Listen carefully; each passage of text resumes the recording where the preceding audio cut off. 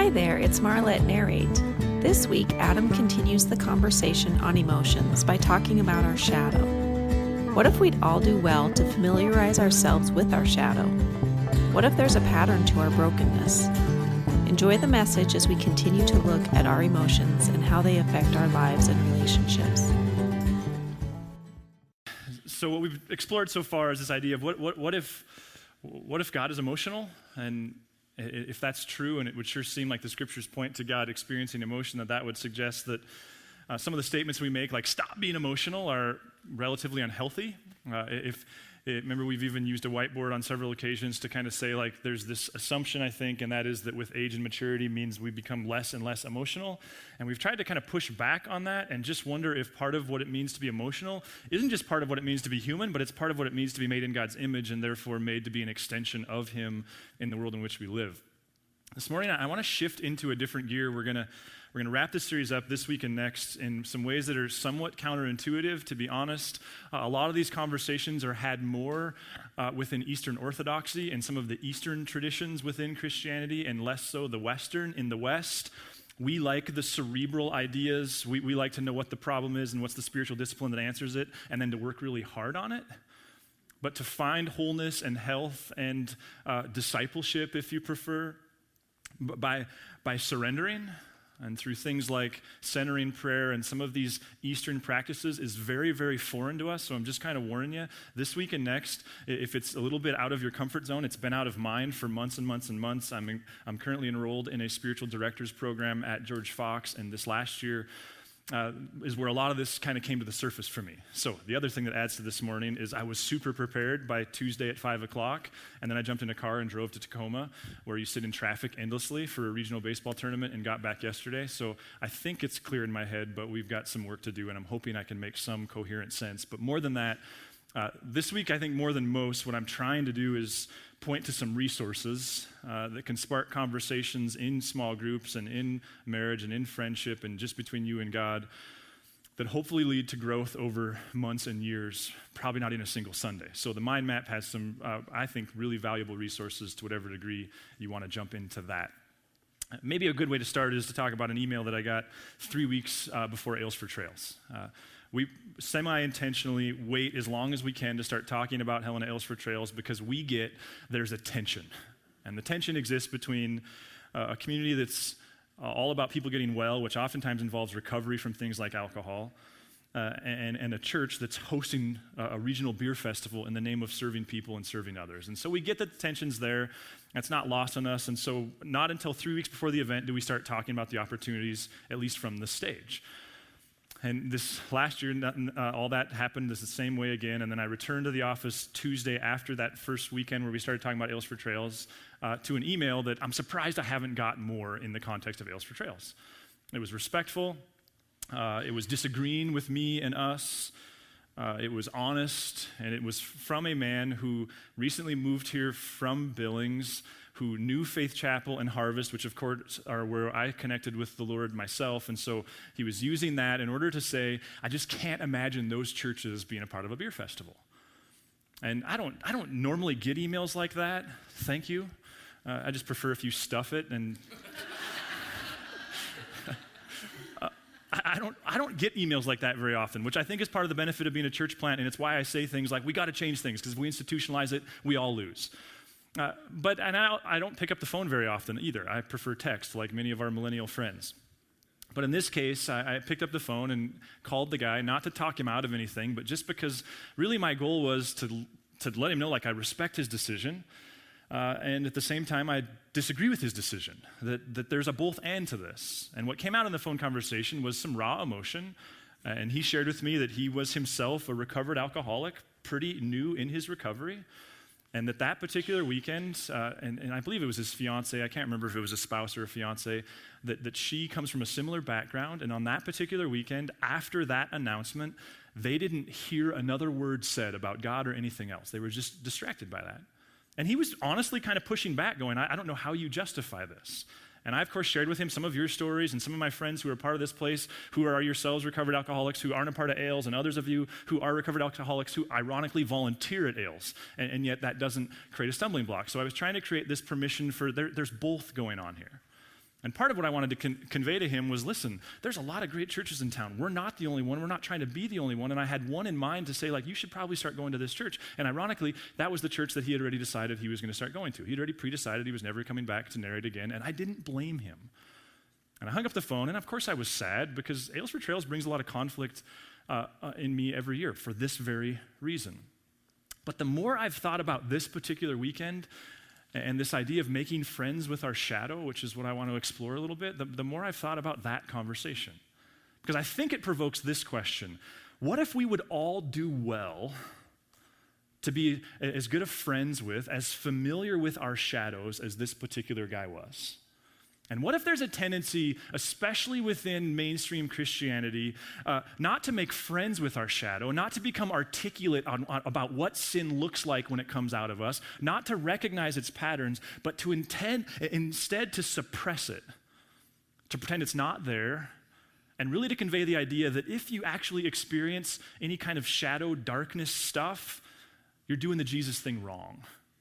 See, I actually admire this person, and especially those of you involved in AA, because it seems like that's one of the things it does really well. It forces you to make friends with your shadow.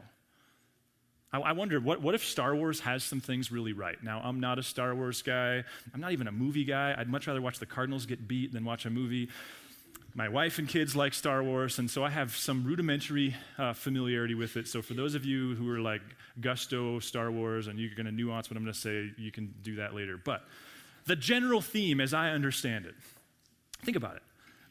You've got two characters at the extremes. You've got Vader, who seems to have completely given into darkness. Like there's very little, if any, light in him, if you will. And then at the other extreme, you've got Yoda, who it would seem has completely overcome darkness. That very little, if anything, is in him other than this voice of good. So you've got this force that wants to serve people and serve the force, and then you've got this force that wants to serve self and be this kind of greedy kind of person. But really, isn't the story, at least the story when it was good, which involved 3 movies, isn't the story about Luke Skywalker, who it seems embodies the young adolescent individual who is deeply troubled by the fact that there are times where he's compelled to use his life to serve good and others. And in the midst of doing so, there's times where he has this voice of darkness. And the decision to serve the voice of light, the force, wasn't a one-off decision, not the way it's often conveyed in conversion cultures. It wasn't a one-time, one moment, you were baptized, now that voice goes away forever kind of moment. It was perpetual, wasn't it? It kind of reminds me of, I'm realizing now as I'm almost 40 years old, there were certain things that I thought, like, when you grow up, you just stop experiencing that, say fear. And now I'm realizing, like, no, that's a lifelong battle, isn't it?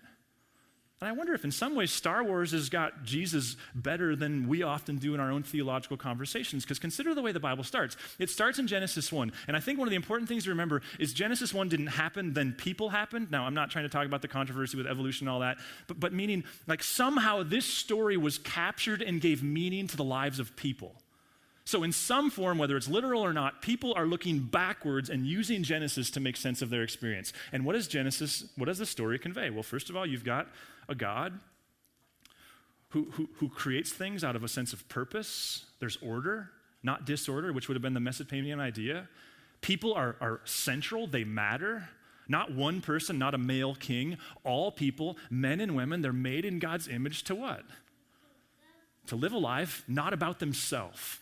To be connected with God and connected with his creation, and to somehow put their hands in the soil and find their vocation and do something in that world. And yet no sooner are we introduced to that narrative than what do we find?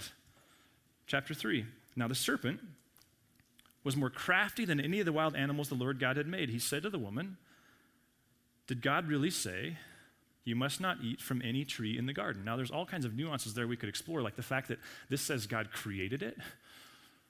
But what do you have there? You kind of got, Luke, I'm your father, don't you? You've kind of got simultaneously people, what are they wrestling with? Well, maybe it's not all that different than you wrestle, the wrestling you're doing. a desire to serve people, this desire when you're on a run or getting good exercise to live a life that matters, that's not about you. And then, Simon, no sooner do you make contact with that realization, and what happens? There's this darkness, there's this compelling force, there's this thing called fear or anxiety, that there's this pulling away from that. Listen, what if the God of the Bible is well aware of those two forces? What if God wants to use them in the transformation of who you are? What if this thing that we often do by suppressing it is actually tragically far from the way God leads us? His story involves both. Or think about the Gospels. Those of you not familiar with Jesus and the scriptures, Matthew, Mark, Luke, and John, these four accounts that really capture the gist of what Jesus is saying. In similar fashion to Genesis, we have to remember that the Gospels were recorded after Jesus was crucified and rose from the dead. And so what you have is the disciples somehow compiling these narratives to make sense of Jesus. And who are the heroes in the Gospels? Well, in many ways, they're the disciples who, upon reflection, their own reflection, were what? Pretty pathetic, faithless, big aspirations. Yes, I want to serve God, and then suddenly giving into what? All kinds of darkness. Why did the disciples give us an account of their lives that makes them so pathetic while maintaining they're the heroes? Well, in one sense, maybe it's because they're trying to establish that God is the hero and people aren't, and life is about him, not about you. But maybe in another sense, they're written to people like you and I who go to church on Sunday and everything seems to make sense, and then walk out of here and there's this pulling that happens. Who are the villains in the Gospels? This is what's going to drive our conversations in August, because I'm terrified by this realization. Who are the villains? The Pharisees? The temple establishment? You and I, especially if you've been to church more than 30 times this year. The religious people are the villains. Why are they the villains? Well, that's what the story's all about. But what Jesus says to them is things like, you hypocrites.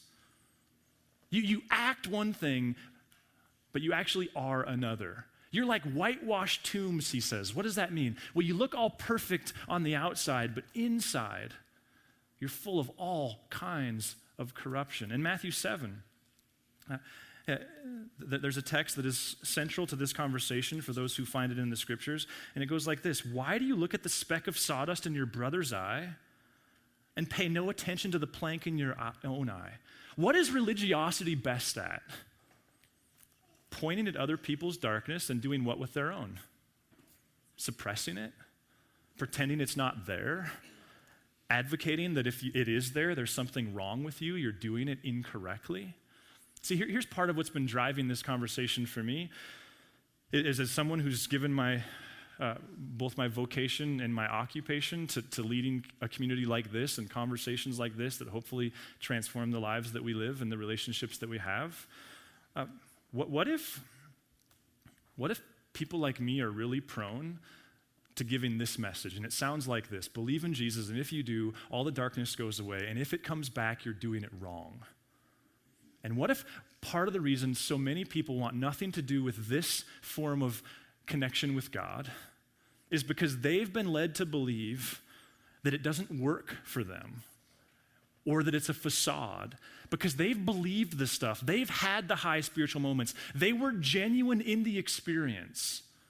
And then they walked away and they had an affair, or they struggled with an addiction. And they were left with this tragic dichotomy that said it's one or the other. You can't possibly be experiencing both. I was talking to a friend recently who's relatively new to contexts like this, and they were sharing some stories from their own life that involved extramarital affairs. And he, in this case, it wasn't him, it had happened to him. And part of what it came up kind of indirectly was he asked, he's like, you must have conversations with people like that over coffee all the time. And it never occurred to me before. And I said, with people like yourself, yes.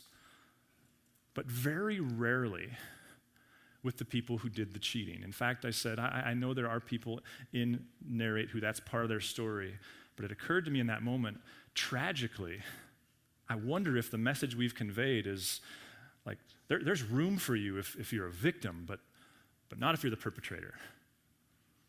And I wonder if within contexts like this, we must somehow figure out how do we not idolize darkness, but at the same time recognize that a function of emotional intelligence is to be aware, to be articulate about how that stuff creeps into our life. I wonder with our kids, and I'm not a psychiatrist, but I have great respect for those of you who are. But I wonder if even some of the conversations we're having on a societal level about depression and anxiety, especially among our kids, comes from this. We've said, if you're doing life right, you will never be scared and you'll never be sad. And especially if we double down with religion and say, if you're doing God right, then you'll never experience those things. How much more healthy might it be that our kids would leave our homes and understand that darkness is real, and it doesn't go away. And there's deviant behaviors that we must constantly be articulate about. And it's a part of what it means to follow God. What if the disciples gave us the Gospels in part because while they followed Jesus closer on the planet than anybody ever did, part of what they took away was the grace of God who was with them despite their own ineptitudes. Let me ask you this, or here's really the question I'm getting at this morning. What if there's a pattern to your brokenness? Like what if sin isn't as creative in your life as you might think? What if it actually follows some pretty predictable forms? Now, this would come from guys like Carl Jung, who's been saying for years, I believe he's the one that first clinically captured the phrase the shadow self. This at least sympathetic Christian thinker recognized that there's this part of all of us that's pretty dark. More recently, we have things like the Myers-Briggs, and maybe you're familiar with that through work, and the Myers-Briggs, this kind of clinically backed and well-researched personality typing thing. Well, Myers-Briggs is now pretty adept at not just telling you what your personality is and what your functions and your strengths are, it's also very adept when you can tell, when it can tell you your Myers-Briggs, mine is INTJ, shocking for those of you who are articulate in that. It can flip that and tell you, and here's what it looks like when you're stressed, and here's what it looks like when you're broken. And you know what mine is? Extroverted sensing, or extroverted feeling, excuse me. What is that telling us? What it's telling us is when fear takes over, when brokenness takes over, when stress takes over, we can predict, they're saying, within a pretty tight quadrant, what forms that will take in your life. And for me, as a person who's understanding that better and better, therefore, when I go to a place I'm unfamiliar with and I don't have control and I'm all kinds of out of whack and suddenly I feel like I'm either going to pass out or puke or lose my mind, I suddenly understand this is a function of my shadow. And therefore, that helps. The Enneagram, some of you may be familiar with the Enneagram. It's this ancient new kind of tool. And what I love about the Enneagram is my opinion, having taken some education on it and done some graduate work on it, is that it's not a strengths tool. It's part of what makes the Enneagram awesome. It's not there to tell you all the other things like the DISC profile and the Myers-Briggs is trying to tell you. It's not there to tell you how wonderful you are and how God's image is in you. It's there to tell you more than any of that what your darkness is.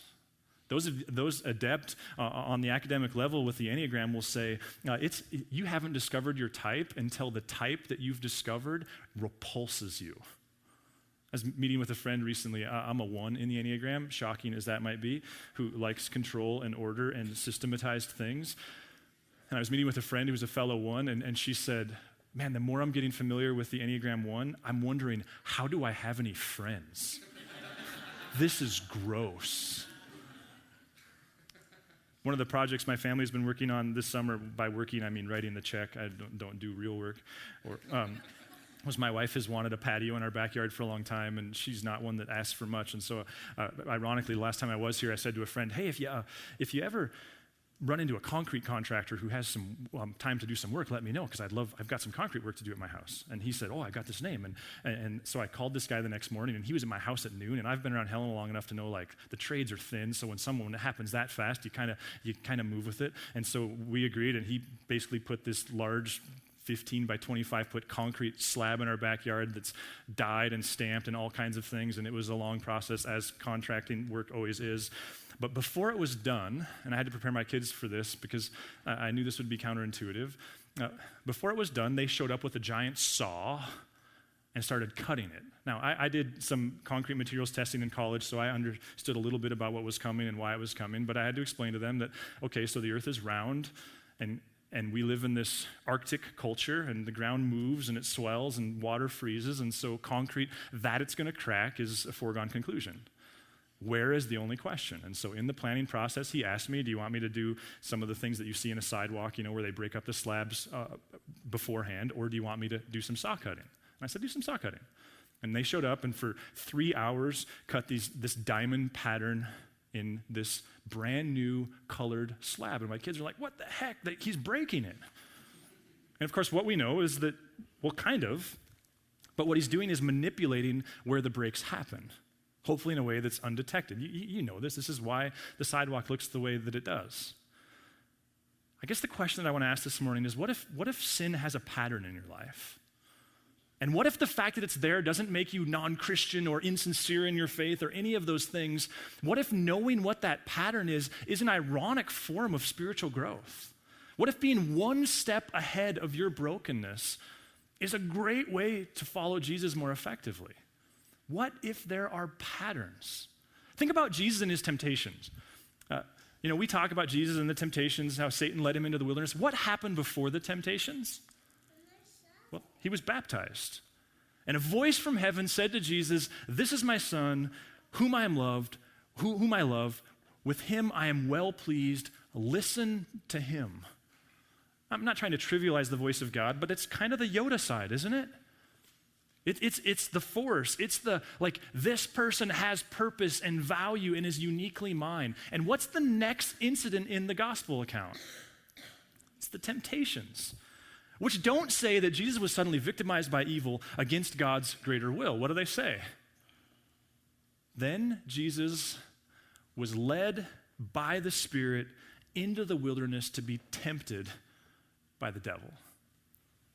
And what you get is this summarized account of a 40-day experience Jesus had where they played chess, Jesus and his shadow. I really know that you're here to gain mastery of the world. Let's do it this way. And Jesus says, nope, not this way. I really know that you need people to look up to you. Let's do it this way. And Jesus says, nope, not this way. Listen, what if what we get modeled to us from Jesus is the divine Son of God who actually spent 30 years getting to know his own shadow, getting to know what temptation and what stress and what his inferior self, as Carl Jung would say, what it looks like. What if part of what made Jesus Jesus was he took seriously the reality of sin, the direction that it pulls when in fact it pulls, that when he's standing there and he's experiencing something new, he's not surprised that he feels certain ways because he knows himself well enough to know, yep, this is what it looks like in me. What if Jesus calls us to make friends with our shadow? And what if there's another story in the Gospels that actually emphasize what happens when we don't? I mean, think of the story of Judas. Now, we like to pick on Judas because Jesus' story, it would seem, needed a fall guy, and perhaps that was Judas. But Judas, the one who betrayed Jesus, the one who handed him over to the authorities, let me just read a couple sections from John. It says, but one of his disciples, Judas Iscariot, who was later to betray him, objected. Now, this is following, context here is, right, a woman's just been anointed with lots and lots of Chanel, and they're all going like, you should have sold it and given that money to the poor. And now the disciples are writing, but when are they writing this? Long after it's occurred. So they say he betrayed him, but at the time they didn't know he was going to do that. Why hasn't this perfume, this is Judas now, why wasn't this perfume sold and the money given to the poor? It was worth a year's wages. He did not say this because he cared about the poor. Again, enter John's commentary years, decades later. He did not say this because he cared about the poor, but because he was a thief. As keeper of the money bag, he used to help himself to what was put into it. Now, did they possibly know this before it all occurred? No, they couldn't have. He wouldn't have been keeper of the money if they knew he was a thief and didn't actually care about the poor. What was Judas doing here? He had a persona that said, nobody cares about the poor more than I do. Let me keep track of the money. And they bought into it. What was he? He was greedy. Now, does that make him uniquely evil? No. Who here isn't greedy? Good job. Nobody raised their hand. What's going on here? Judas has got his own version of shadow. And listen to what comes up next. Now we're talking Last Supper. Jesus is about to be actually betrayed by Judas, or the arrangements made. As soon as Judas took the bread, Satan entered into him. So Jesus told him, what you're about to do quickly. But no one at the meal understood why Jesus said this to him. Nobody suspected Judas. Why? Because he was really good at suppressing his shadow. Since Judas had charge of the money, some thought Jesus was telling him to buy what was needed for the festival or to give something to the poor. Translation, he had them all fooled. As soon as Judas had taken the bread, he went out, and it was night. What if the tragedy of Judas' story is less that he had darkness and more that he lived his life in company with Jesus and pretended it wasn't there? What if Judas' story is a story about suppression, about pretending that these deviant, destructful, hurtful things weren't actually a part of his daily experience of life? What if Judas isn't an example to us in the sense of like, look at him, he was bad, don't be that? What if Judas is an example in terms of, listen, he had opportunities to be candid and real and honest with himself and others about what sin looked like when it came out of him, and he suppressed it. He did the religious thing. He pretended it wasn't there. He pretended that it would go away. So I guess ultimately the question that I want to ask, and we're going to explore more in depth, like what do we do with this when we get there, but what's your pattern? What is brokenness? What is sin? What is temptation? What does it look like in you? And what if healthy spirituality is not pretending it's not there, but becoming articulate about what it looks like? What if Paul's lists of sins in the scriptures aren't there to shame us, but are actually indicative of a person who was quite articulate about the many forms that sin takes?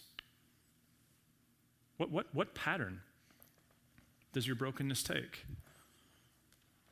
And what would it be like to be a part of a church that didn't play this like divine form of poker where we all experienced this stuff and pretended like none of us did because we wouldn't fit in if we told anyone? But what if we understood that part of what it means to follow Jesus is to understand that that's not a one-time decision, that's a moment-by-moment decision? What if we can trivialize the marriages of people who are 30 years in and doing well by assuming that it's suddenly easy because they're 30 years in? What if the real story is a pattern of good daily decisions? You know? And what if our kids and those that we influence as it relates to all things growth and maturity and spirituality and following Jesus, what if they didn't leave our homes or our community with the thinking that they've got something terribly wrong about themselves if they move into the dorm and suddenly they find themselves thinking about doing things that they've never believed were right? What if they're one step ahead of that by understanding like, that's Genesis 1 through 3. These ancient peoples who were trying to reconcile a God who created them for good and yet who ruined their lives, that's Genesis 1 through 3. Wrestling with that tension. That's Jesus in the wilderness. What makes him Jesus is that somehow, miraculously, he didn't give in to it. That's the gospel. That God's love doesn't dissipate or disappear when you lose a moment. And yet experiencing enough of God's grace that it compels you to fight harder and stronger the next time around. Listen, what if there's this massive tension between a community that understands grace and a community that understands holiness? But what if we have to deal with that tension, not simplify it? What's your pattern? Maybe a conversation, maybe something you can journal about, maybe something you can talk to your small group about, maybe a conversation you can have with God on your next walk or treadmill experience, whatever that looks like for you. And then next week, I want to jump into, okay, so what are some steps that we can take once we begin to gain an appreciation for that?